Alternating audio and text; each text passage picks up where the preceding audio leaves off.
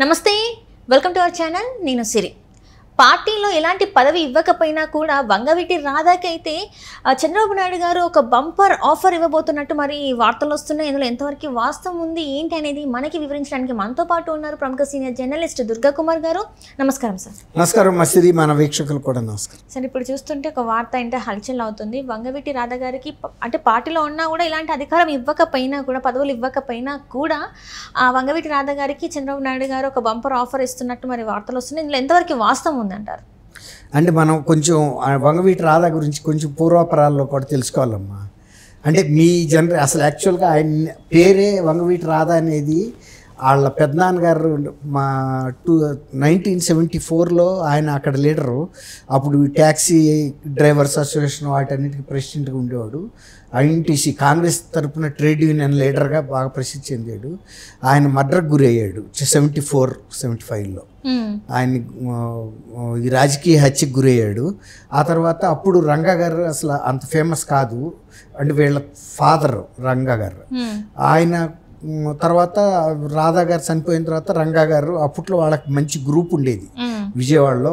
ఒక నెహ్రూ అని దేవినేని, ఇప్పుడు అవినాష్ వాళ్ళ ఫాదరు, ఆయనేమో ఒక గ్రూప్కి లీడరు. ఒకప్పుడు ఫస్ట్ దేవినేని నెహ్రూ, రాధా వీళ్ళంతా కలిసే ఉండేవాళ్ళు. యునైటెడ్ ఇండిపెండెన్స్ అని వీళ్ళకి ఒక స్టూడెంట్స్ యూనియన్ ఉండేది. ఏఎస్ఎఫ్, ఎస్ఎఫ్ఐ, ఏబీవీపీ ఇవన్నీ ఎట్లా ఉండేయో, రాడికల్ స్టూడెంట్స్, ఆర్ఎస్యు ఇలాగా, వీళ్ళు యునైటెడ్ ఇండిపెండెన్స్ అని ఒక ప్రత్యేకంగా ఒక గ్రూప్ని తయారు చేశారు స్టూడెంట్స్లో. అప్పుడు ఒక బలమైన వర్గంగా ఎస్ఆర్ఆర్ కాలేజీ అని ఉంది, గవర్నమెంట్ కాలేజ్, ఇప్పుడు కూడా ఉంది. విజయవాడ స్టూడెంట్స్ పాలిటిక్స్లో ఫస్ట్ వీళ్ళు ఎంటర్ అయ్యారు. ఎంటర్ అయ్యి యునైటెడ్ ఇండిపెండెన్స్గా బాగానే క్లిక్ అయ్యారు. అక్కడి నుంచి వీళ్ళు మెల్లిగా పొలిటికల్గా పెరగడం. అప్పుడు రాధా గారు మర్డర్ అయిన తర్వాత రంగా గారు మళ్ళీ వచ్చాడు, ఆయన తమ్ముడు. రంగా గారు కూడా బాగానే, ఆయన 2-3 సార్లు ఎమ్మెల్యేగా కూడా గెలిచాడు. ఆయన కూడా పొలిటికల్గా కొన్ని వివాదాస్పదమైన ఇష్యూస్ ఉన్నాయి ఆయనకు కూడా. ఇప్పుడు రాధా ఎవరైతే 1974లో చనిపోయారో, ఆయన అంతకుముందు ఒక సిపిఐ లీడర్ చలసాని వెంకటరత్న గారిని, ఆయన సిపిఐలో పెద్ద లీడరు, ఆయన హత్యలో ఆయన మొదటి ముద్దాయి. వాళ్ళు రిటాలియేషన్ మర్డర్లో ఆయన కూడా చనిపోయాడు. రంగా గారు కూడా నెహ్రూ తమ్ముడు మురళి అని ఉండేవాడు. ఆయన మర్డర్ కేసులో రాధా గారు రంగా ప్రమేయం ఉందనేది తెలుసు. దానికి రిటాలియేషన్గా జరిగినప్పుడు ఇక ఆయనకి నిరాహార దీక్ష చేస్తున్నాడు, తనకి సెక్యూరిటీ లేదు అని. ఆ నిరాహార దీక్ష శిబిరంలోనే రాత్రిపూట అటాక్ చేసి ఆయన చంపేశారు. అప్పుడు వీళ్ళ మదర్ రత్నకుమార్ గారిని ఉండింది. ఇప్పుడు కూడా రత్నకుమార్ గారు పొలిటికల్గా యాక్టివ్గా లేదు, కానీ ఆమె కూడా రంగా గారి తర్వాత 2 సార్లు గెలిచింది. ఆమె కూడా కాంగ్రెస్ పార్టీ తరఫునే. అయితే ఏంటంటే ఇప్పుడు రాధా గారు ఆయన 2004లో ఫస్ట్ టైం కాంగ్రెస్ టికెట్ మీద ఎలక్ట్ అయ్యాడు విజయవాడ, విజయవాడ సెంట్రల్ అనుకుంటా. అయితే తర్వాత ఏమైందంటే ఆయన 2009లోకి వచ్చేటప్పటికి పిఆర్పిలో చేరాడు, చిరంజీవి గారు పెట్టిన పార్టీలో, ప్రజారాజ్యం పార్టీలో చేరాడు. నేను ఎందుకు చెప్తున్నా అంటే, ఇది ఇప్పుడు ఈ రాధా అనే పేరే వాళ్ళ పెద్దనాన్నగారు ఎవరైతే 1974లో చనిపోయారో బాగా పాపులర్ గా ఉండి ఆయన పేరు పెట్టారు. అయితే ఈయన మొదటి నుంచి పొలిటికల్ ఫ్యామిలీలోంచి వచ్చిన వ్యక్తి అని చెప్పడానికి నేను ప్రయత్నిస్తున్నాను. వాళ్ళ పెద్దనాన్నకి ఒక పొలిటికల్ బ్యాక్గ్రౌండ్ ఉంది, వాళ్ళ ఫాదర్ ఉంది. తర్వాత ఆయన ఇంకోటి ఏంటంటే కాపు సామాజిక వర్గ నాయకుడిగా కూడా రంగా గారికి కోస్తా జిల్లాలో ఒక మంచి ఫాలోయింగ్ ఉండింది. ఆయన పెద్ద వివాదాస్పదుడు అని కూడా మనం చెప్పలేము. కానీ ఇక దాన్ని ఏమంటాము, కొన్ని ఫ్యాక్షన్ రాజకీయాల్లోకి వెళ్ళినప్పుడు ఇక గురికాక తప్పదు. ఒకసారి చంపాల్సి వస్తే చంపడానికి కూడా మనం రెడీగా ఉండాల్సి వస్తుంది. అలాంటి పాలిటిక్స్లో ఆయన ఇరుక్కుపోయాడు. కానీ వ్యక్తిగతంగా మాత్రం ఆయన మీద ఏమి చెడ్డ పేరు కూడా ఏమి ఉండేది కాదు. కాకపోతే పొలిటికల్గా మురళి ఆయన నెల్లూరులో ఎల్ఎల్బి పరీక్ష రాసి వస్తా ఉండగా చిలకలూరుపేట దగ్గర కాపు కాసి చాలా పెద్ద స్కీమ్తోనే ఆయన్ని పైన కొండల మీద నుంచి కాసుకుని కూర్చుని ఆయన వస్తున్న మెటడర్ వెహికల్కి లారీ అడ్డం పెట్టేసి ఆయన్ని వెంటనే దాని మీద అటాక్ చేసేసి తప్పించుకోలేకుండా ఆయనతో పాటు ఇంకో 3-4 కూడా చనిపోయారు ఆయన స్నేహితులు స్పాట్లో. ఇవి దీని రాజకీయ బ్యాక్గ్రౌండ్. తర్వాత ఇంకొకటి ఇక్కడ మనం చెప్పుకోవాల్సింది ఏంటంటే, ఈయన ఎంత కాపు సామాజిక వర్గ నాయకుడైనా రంగా గారు చేసుకుంది కమ్మ సామాజిక వర్గానికి చెందిన అమ్మాయిని. ఆమె రత్నకుమారి గారు చన్నుపాటి అని విజయవాడలో ఒక ఫేమస్ ఫ్యామిలీస్కి చెందిన సర్నేమ్ అది. పటమట లంకలో ఉంటారు కమ్మాస్. వాళ్ళకి చెందిన అమ్మాయిని ప్రేమించి పెళ్లి చేసుకున్నాడు. ముందు వాళ్ళు ఒప్పుకోకపోయినా తర్వాత కొంత ఒప్పుకుని చాలా కాలం పెండింగ్లో ఉండింది ఇష్యూ. అప్పుడు ఈ నెహ్రూకి సంబంధించిన వీళ్ళు వాళ్ళ మదర్ వాళ్ళు ఇన్వాల్వ్ అయ్యి వాళ్ళ ఇంటి దగ్గర చేశారని దీని మీద ఒక సినిమా కూడా వచ్చింది.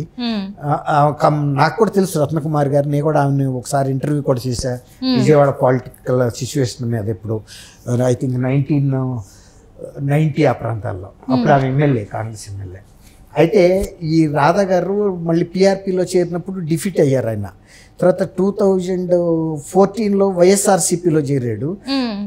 చేరి వైఎస్ఆర్సీపీలో కూడా ఆయన గెలవలేకపోయాడు. కానీ పార్టీ మళ్ళీ అప్పటి నుంచి 2019 వరకు వైఎస్ఆర్సీపీలో పెద్ద యాక్టివ్గా లేకపోయినా కొనసాగాడు. కానీ ఎందుకో అంటిముట్టినట్టుగా ఉన్నాడు. మీరు అన్నట్టు కరెక్ట్. ఎందుకో మరి జగన్మోహన్ రెడ్డి గారికి ఈయనకి కెమిస్ట్రీ బాగుండేది కాదు. ఎందుకో జగన్మోహన్ రెడ్డి గారి వ్యక్తిగత వ్యవహార శైలి ఈయనకి నచ్చలేదు.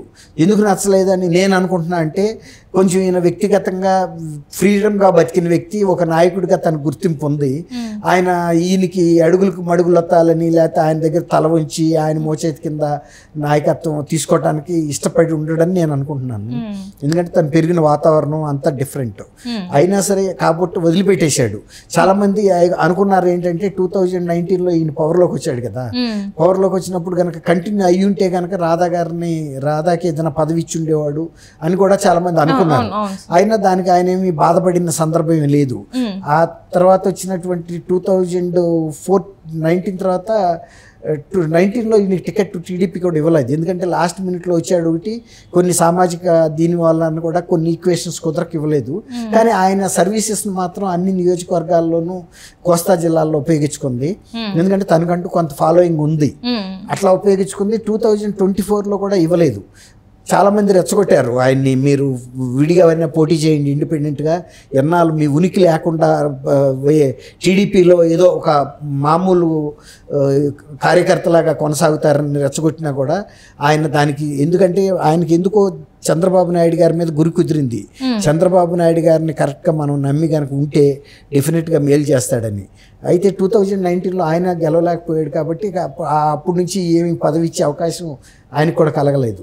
ఇప్పుడు పవర్లోకి వచ్చారు కాబట్టి చాలామంది చెప్పేది ఏంటంటే, ఎమ్మెల్సీస్ ఎలక్షన్ కనుక ఫస్ట్ కోటాలోనే ఫస్ట్ పేరు రాధాగారి పేరు ఉంటుంది అని. ఎందుకంటే ఆయన ఎటువంటి వీటికి కూడా చాలామంది ప్రోత్సాహం చేసి పార్టీ మారమన్నా లేకపోతే ఇండిపెండెంట్గా పోటీ చేయమన్నా ఎన్ని రకాల ఇది చేసినా కూడా విభేదాలు సృష్టించడానికి ఆయన ఒప్పుకోలే. లాయల్గా చేశాడు, అందులోనూ మనస్ఫూర్తిగా కూడా పనిచేశాడు. అందుకే విజయం కూడా బాగా సాధించడంతో రాధా గారికి ఖచ్చితమైన గుర్తింపు ఇచ్చి ఎమ్మెల్సీగా చేస్తారని ఒక మాట ఖచ్చితంగా వినపడుతుంది. చేయదగ్గ వ్యక్తి కూడా ఆయన. ఈ కుర్రాడి అయినా, అంటే వయసులో చిన్నవాడైనా కూడా రాజకీయంగా ఇక ఎప్పుడైతే తప్పటడుగులు పడుతున్నాయి అనుకున్నాడు, అక్కడి నుంచి స్థిరంగా నడవటం మొదలుపెట్టాడు టీడీపీలో. Right sir, right. Thank you so much.